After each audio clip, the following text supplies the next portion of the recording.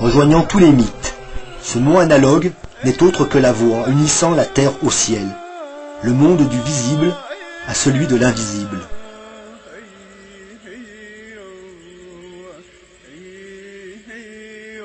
La montagne magique est un héritage des religions premières. Il existe une symbolique de la verticalité qui explique le caractère sacré accordé aux montagnes. Celle-ci évoque l'élévation de l'âme et du corps.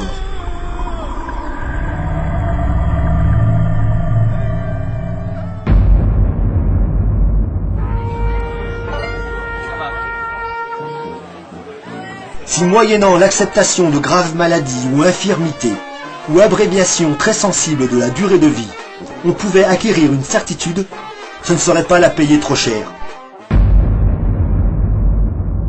Règle 2 de mon grand jeu sauvage. Délaisser les orientations suicidaires ou destructrices de mes prédécesseurs qui se voulurent techniciens du désespoir.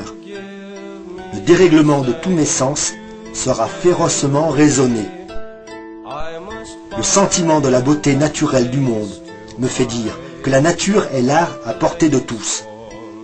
Et ce sentiment me suffit pour tenter de pousser les limites de l'interrogation existentielle.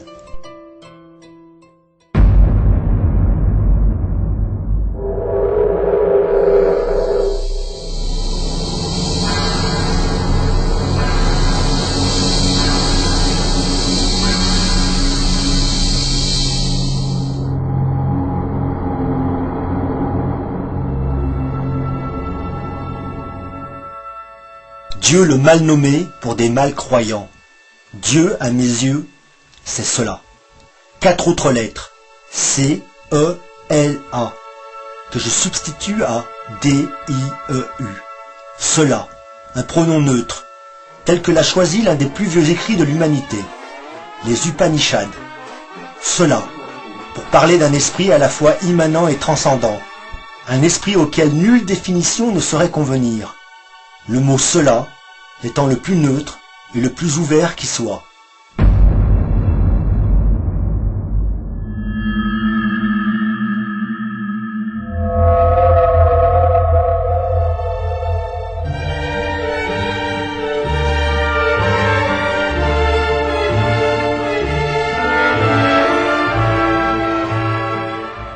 Le grand jeu n'est pas une revue littéraire, artistique, philosophique, ni politique.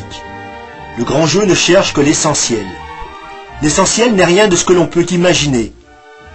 L'Occident contemporain a oublié cette vérité si simple, et pour la retrouver, il faut braver plusieurs dangers, dont les plus connus et les plus communs sont la mort, la folie, la vraie folie, lumineuse et impuissante, comme le soleil éclairant une société de magistrats, la folie sans issue, de celui qu'on abat comme un chien.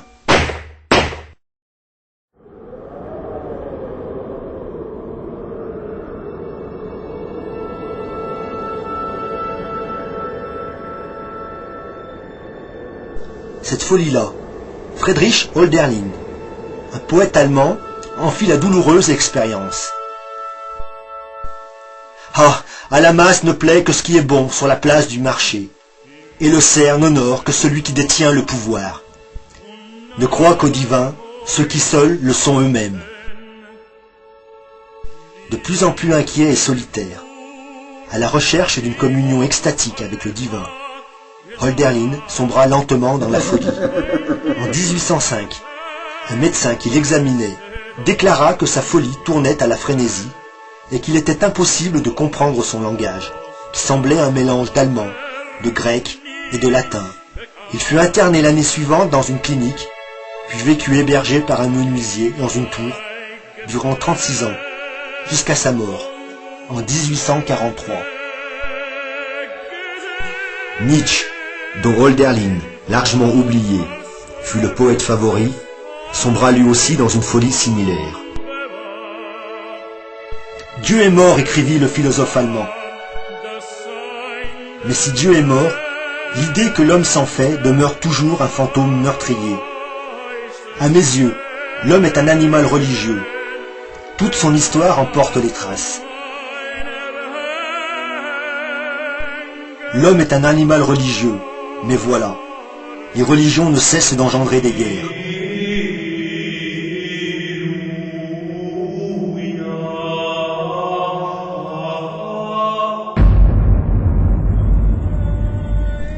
Règle 4 de mon grand jeu sauvage. Faire du respect de l'environnement un idéal susceptible d'apprivoiser cet instinct religieux si conflictuel. C'est ce qui explique mon choix d'être poète sauvage, au sens étymologique des deux termes, créer et forêt.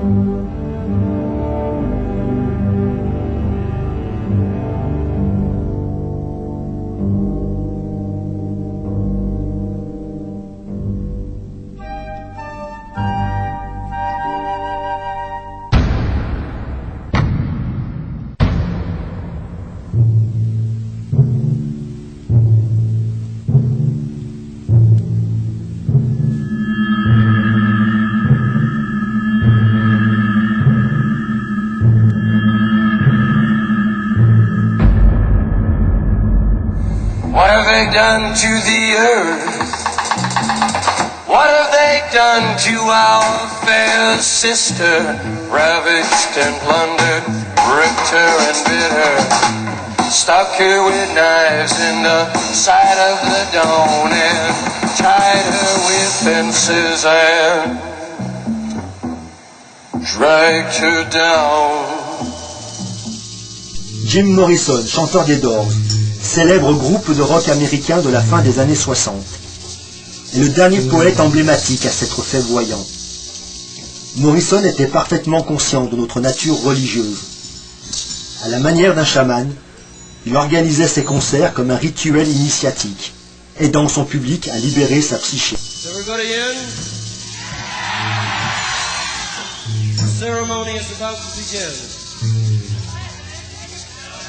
Sur Nietzsche, Morrison écrivit, je cite, « Le 3 janvier, à la porte de son logis, Nietzsche vit un cocher qui fouettait son cheval. Il passa ses bras autour du cou de l'animal et éclatant en sanglots. C'était le premier signe de sa folie. Il avait probablement contacté la syphilis lorsqu'il était étudiant. Il jouait du Wagner au piano pour les putains. Et toutes ces années-là, il devait déjà porter en lui les germes du chaos.